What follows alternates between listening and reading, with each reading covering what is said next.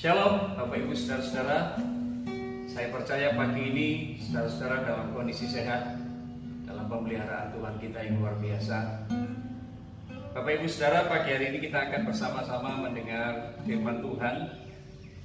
Dan kitab Yakobus pasal 5 ayat 7 sampai ke 11 menjadi ayat yang akan kita baca, kita pelajari, dan melaluinya kita akan diberkati bersama-sama. Hari ini saya akan mengambil judul firman Tuhan, bersabar di dalam setiap keadaan. Alkitab berkata, karena itu saudara-saudara, bersabarlah sampai kepada kedatangan Tuhan. Sesungguhnya petani menantikan hasil yang berharga dari tanahnya, dan ia sabar sampai telah turun hujan musim gugur dan musim semi. Kamu juga harus bersabar dan harus meneguhkan hatimu, karena kedatangan Tuhan sudah dekat. Saudara-saudara, janganlah kamu bersungut-sungut dan saling mempersalahkan, supaya kamu jangan dihukum. Sesungguhnya hakim telah berdiri di ambang pintu. Saudara-saudara, turutilah teladan penderitaan dan kesabaran para nabi yang telah berbicara demi nama Tuhan. Sesungguhnya kami menyebut mereka berbahagia, yaitu mereka yang telah bertekun. Kamu telah mendengar tentang ketekunan Ayub, dan telah kamu tahu apa yang pada akhirnya disediakan Tuhan baginya. Karena Tuhan Maha Penyayang dan penuh belas kasihan. Bapak Ibu Saudara yang dikasihi Tuhan, saya percaya bahwa setiap kita, selama kita hidup di muka bumi ini, saudara dan saya tidak akan pernah lepas dari yang namanya masalah dalam hidup ini.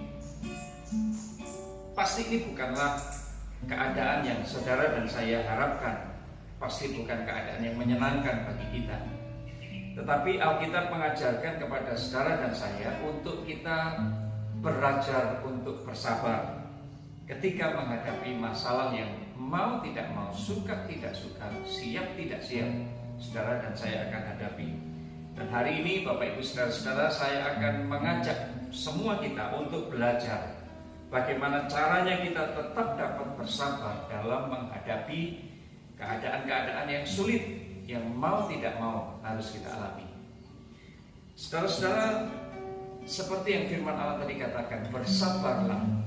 Bersabarlah seperti petani yang bersabar menantikan hasil panenannya. Seorang petani ketika dia menabur benih di tanah, saudara-saudara, dia memeliharanya, dia menyiram tanaman itu, benih itu, dan kemudian beberapa waktu benih itu tidak terlihat. Dan dengan sabar petani ini melakukan hal-hal yang baik untuk menunggu hasil benih yang dia tanam. Dengan setia dia terus menyiraminya setiap hari. Dan saudara-saudara, saya merasa begitupun saudara dan saya ketika kita harus menghadapi masalah, maka sebenarnya kita memiliki pilihan. Saudara bersabar dan melakukan apa yang terbaik sementara kita menunggu, atau kita menyerah dan kemudian kita berhenti untuk berusaha menghadapi masalah tersebut. Mungkin saudara-saudara setelah kita berupaya, berusaha beberapa waktu lamanya dan kita belum melihat hasilnya, kita belum melihat apa-apa. Dan ini sama seperti gambaran seorang petani yang menyiram tanamannya setiap hari, berupaya untuk memelihara tanaman tersebut, tetapi juga pada beberapa hari berikutnya dia belum melihat hasilnya. Tapi dia tetap dengan setia dan dia tidak menyerah, dan pada waktunya petani ini akan melihat hasil dan dia berbahagia karena pohon dihasilkan dari benih yang dia tanam. Nah, saudara yang dikasihi Tuhan, mari kita belajar bersabar. Ketika Yosua diperintahkan Tuhan memimpin bangsa Israel mengitari tembok Yeriko 7 kali lamanya, 7 hari berturut-turut, dan pada hari yang ke-7 7 kali dia mengitari tembok Yeriko. Pada akhirnya dia melihat hasil. Berikut saudara yang dikasihi Tuhan, mari kita melihat Abraham. Abraham harus menunggu puluhan tahun lamanya bahkan sebelum akhirnya dia mendapatkan anak. Bukankah itu juga sebuah kesabaran, saudara-saudara? Kita tidak belajar menjadi orang sabar ketika semuanya berjalan dengan lancar. Kita belajar menjadi orang sabar ketika ada hambatan. Saudara-saudara, banyak orang yang mengatakan mereka ingin belajar menjadi orang yang setia kepada Tuhan. Tapi mereka lupa, seringkali kesetiaan kepada Tuhan ini tidak terasah dalam situasi yang lancar, situasi yang aman, tetapi justru pada situasi yang sulit, keadaan yang saudara dan saya tidak inginkan. Kita harus mengingat, saudara-saudara, ketika muncul masalah dalam hidup kita, masalah itu diizinkan Tuhan, dan Tuhan izinkan terjadi dalam hidup kita, bukan bermaksud untuk menghancurkan kita sebagai anak-anak Tuhan. Tuhan hendak mendidik kita.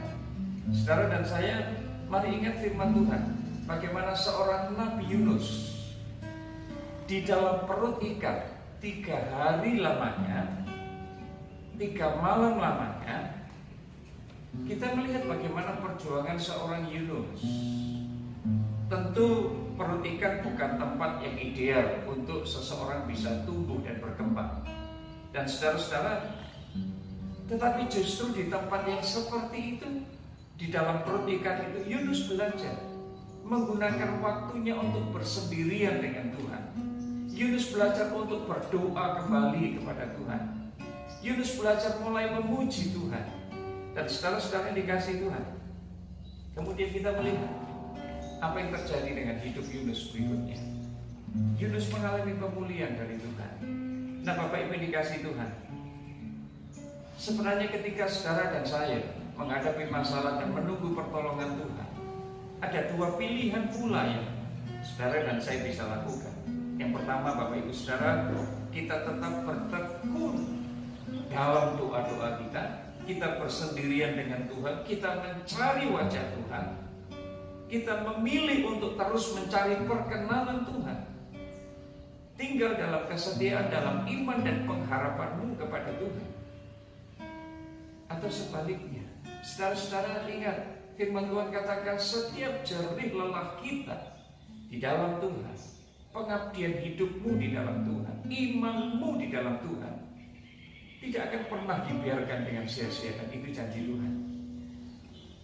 Ada sebuah pujian yang luar biasa, saudara, ya. Saya pikir pujian ini akan membawa saudara dan saya belajar untuk bersabar dalam hadirat-Nya. Haleluya. Sujud di altarnya,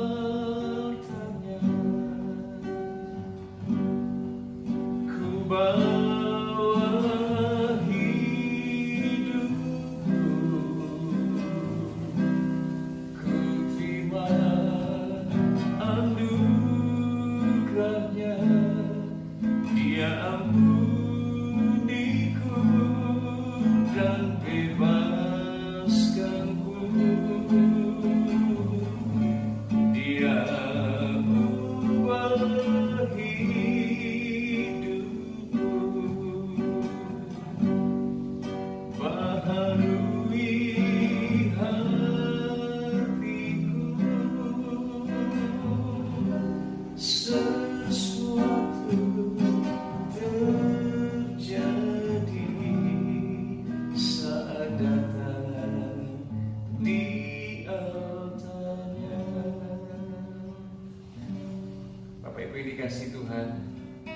ketika kita sujud menyembah di dalam altar, dalam hadirat Tuhan, di sana kita akan menemukan Tuhan. Nah, saudara dan saya, mari kita akan melihat dalam kitab Mazmur 107 ayat 19-20 yang mengatakan, maka berseru-serulah mereka kepada Tuhan dalam kesesakan mereka, dan diselamatkannya mereka dari kecemasan mereka. Disampaikanlah firman-Nya dan disembuhkannya mereka. Diluputkanlah mereka dari lubang kubur. Tahun 2020 yang saudara dan saya masuki, ya, sekarang sudah memasuki bulan April. Kita sempat dikagetkan, Bapak Ibu saudara-saudara, di awal bulan Februari kita dikejutkan dengan sebuah peristiwa di kota Wuhan di Tiongkok, di mana muncul pertama kali virus corona yang kemudian disebut sebagai virus COVID-19. Dan secara dari kota Wuhan ini menyebar bahkan sampai hari ini lebih ke 210 negara. Tanggal 3 Februari tercatat angka kematian akibat virus ini di Tiongkok mencapai 361 orang. Ada 17.238 kasus terkonfirmasi. Dan saudara-saudara, virus yang sebenarnya masih satu keluarga dengan virus penyebab flu hingga MERS dan SARS ini memang sangat berbahaya. Dan bahkan kepala program penelitian biosecurity dari Kirby Institute University New South Wales Australia bernama Raina McKinstry menambahkan, dia mengatakan bahwa semakin luas infeksi di bagian lain dari Tiongkok ini akan semakin besar resikonya terhadap penyebarannya secara global. Dan Bapak Ibu Saudara-saudara, seperti yang Bapak Ibu Saudara ketahui sekarang ini, keadaan ini memang sungguh memprihatinkan dan mencemaskan. Wabah corona ini menjadi ancaman yang sangat serius, yang sangat perlu diantisipasi dan diatasi oleh banyak negara saat ini. Indonesia, negara kita sendiri, bahkan mencatatkan hampir 9.000 jiwa terpapar virus corona. Dan itu menjadikan Indonesia sebagai negara dengan jumlah orang yang terpapar corona terbanyak di Asia Tenggara. Saudara, di tengah situasi yang kelam seperti sekarang ini, mungkin kita mulai terdorong untuk bertanya, sebenarnya di mana Tuhan? Kita mungkin akan berteriak seperti Daud dalam Mazmur 38 ketika ia merasa sangat menderita karena penyakit yang dia alami. Dia berkata, aku kehabisan tenaga dan remuk redam, aku merintih karena degup jantungku. Apakah Allah diam? Apakah Tuhan mendiamkan dirinya melihat epidemi corona seperti sekarang ini? Bahkan mungkin orang mulai bertanya, apakah ini sebuah hukuman dari Tuhan? Dan saudara, ini menjadi pertanyaan yang wajar dan mungkin dipertanyakan oleh banyak orang yang hari-hari ini jutaan orang sedang berupaya antara hidup dan mati di lebih dari 210 negara. Mereka mencoba untuk menghentikan penyebaran virus corona ini, virus yang sangat mematikan. Saudara-saudara, beberapa dari banyak orang mereka terjebak di rumah karena mereka takut keluar rumah, dan mungkin bahan-bahan persediaan makanan mereka mulai menipis. Apakah melihat kondisi seperti ini apakah ini kelalaian Tuhan? Dan saudara-saudara, sebenarnya ini bukan sebuah kelalaian Tuhan. Ini sebuah keniscayaan yang bisa saja terjadi kepada siapa saja di dalam kehidupan yang fana ini. Memang situasi seperti ini akan mendorong semua manusia pada akhirnya mereka harus mengakui bahwa mereka adalah makhluk yang lemah. Mereka membutuhkan pertolongan, membutuhkan kekuatan yang lebih, dan itu kekuatan Tuhan di atas segala hal. Dan saudara-saudara dikasih Tuhan, semua umat beragama di muka bumi ini mereka menyadari mereka sangat membutuhkan pertolongan, kekuatan yang lebih besar dari kekuatan medis dengan semua kecanggihan alat-alat medis mereka yang terbukti sampai hari ini belum tuntas menyelesaikan masalah penyebaran virus corona ini. Nah, Bapak Ibu saudara dikasih Tuhan, kita memberi apresiasi yang setinggi-tingginya memang untuk semua tenaga medis. Mereka betul-betul berada di garda terdepan dalam peperangan melawan COVID-19 ini, saudara-saudara. Tapi di sisi lain yang lain kita juga menyadari mereka juga penuh dengan keterbatasan. Nah, saudara, apa yang firman Tuhan tegaskan, apa yang firman Tuhan katakan dalam situasi yang sedemikian ini, di tengah begitu banyak keraguan orang, ketakutan orang-orang, bahkan para pemimpin agama pun mereka mulai ragu-ragu, mereka mulai lemah iman mereka. Tapi yang firman Tuhan katakan dalam Ibrani 13 ayat 5b berkata, sekali-kali Allah tidak pernah meninggalkan umatnya.